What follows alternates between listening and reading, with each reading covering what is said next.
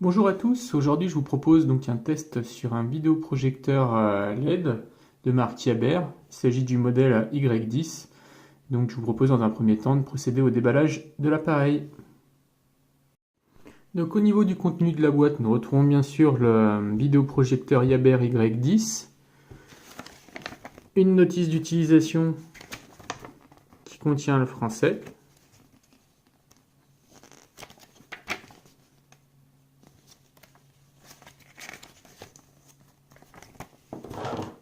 le câble pour l'alimentation bipolaire,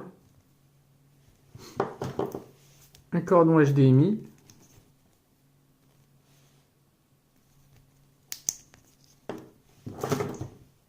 un câble donc dit 3 en 1 pour l'audio vidéo, une télécommande, donc sans les piles a priori. Il faudra prévoir 2 piles triple A.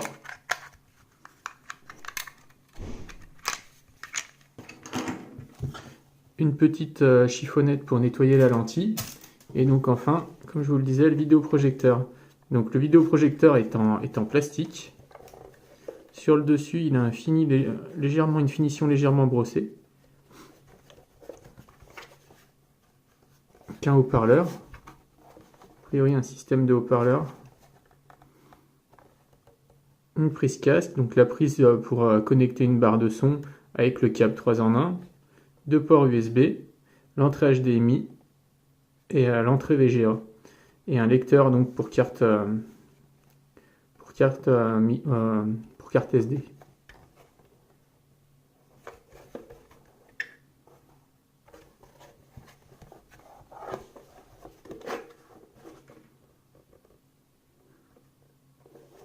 Il y a un petit pied là pour régler la hauteur de la projection.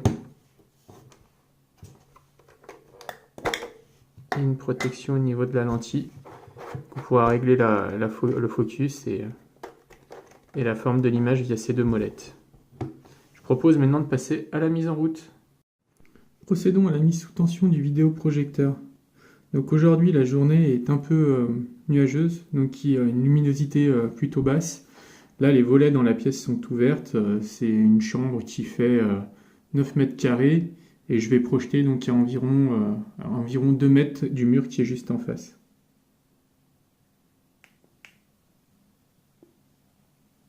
Donc le voyant est passé au vert sur le vidéoprojecteur, le démarrage a commencé là.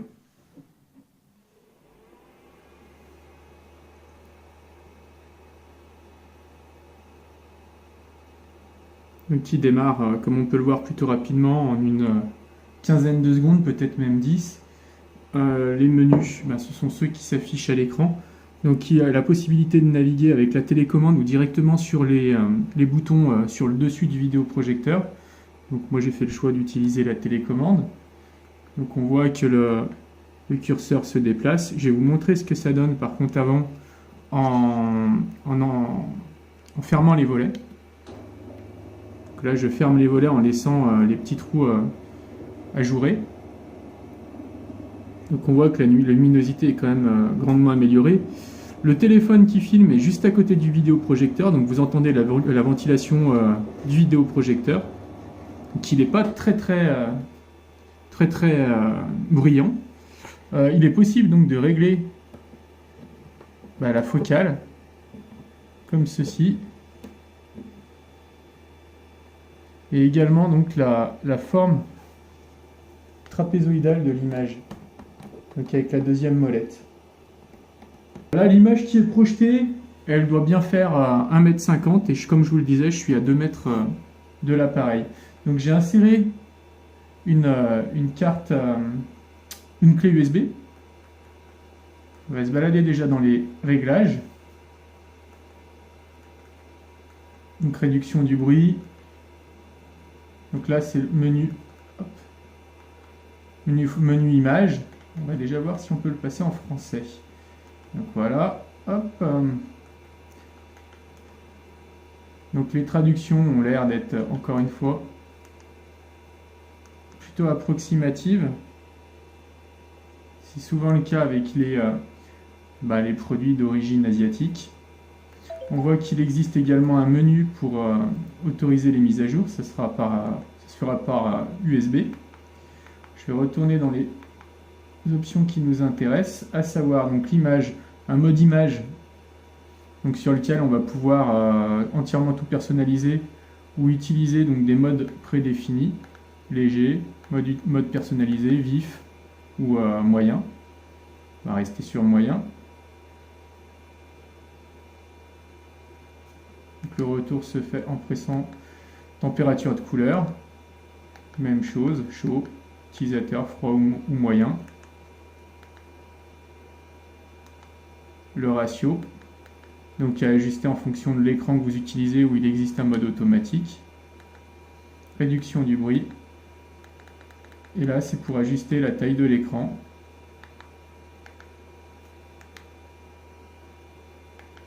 Mode son moyen. Donc, différents menus.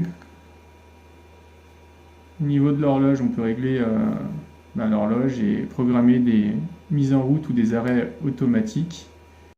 Donc nous voilà dans l'interface maintenant en français, approximative, mais en français quand même. Donc nous constatons qu'il existe un mode photo. Mode photo, j'ai dû en mettre quelques-unes, donc les voici. Donc on peut en sélectionner plusieurs et ensuite lancer la lecture.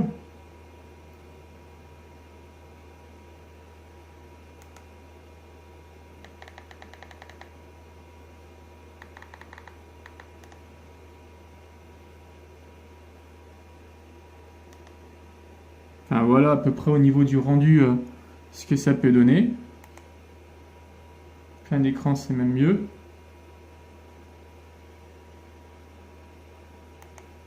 Voilà au niveau des photos. Je vous ai mis également quelques vidéos. Bon, les vidéos, ce sera ma vidéo de déballage donc, de l'appareil. Je vous propose de la visionner aussi.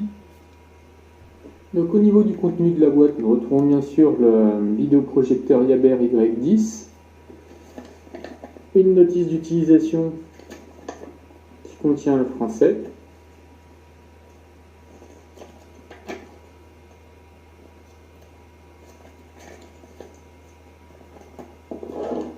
le câble pour l'alimentation bipolaire,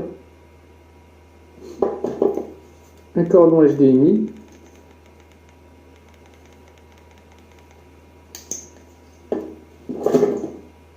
un câble donc dit 3 en 1 pour l'audio vidéo,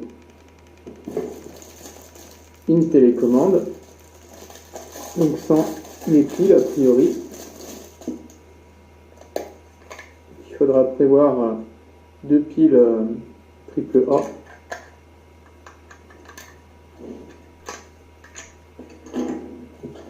Une petite chiffonnette pour nettoyer la lentille. Donc que dire de ce vidéoprojecteur? Écoutez, pour le prix, je suis très satisfait de l'appareil. Il n'est pas très bruyant. Donc là, j'ai vraiment collé le téléphone qui filme à proximité du ventilateur pour que vous ayez vraiment la pire des situations.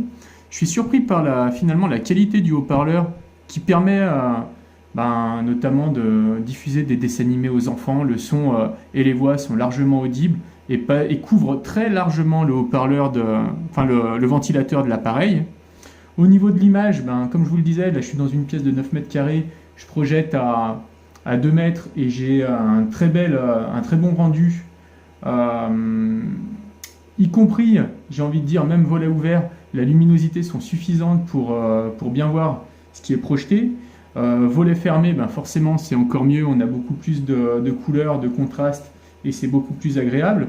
Et à moins de 2 mètres, ça permet de projeter, d'avoir un bel écran de bien 1,50 m. Donc ce produit, pour son prix, remplit parfaitement les promesses du fabricant.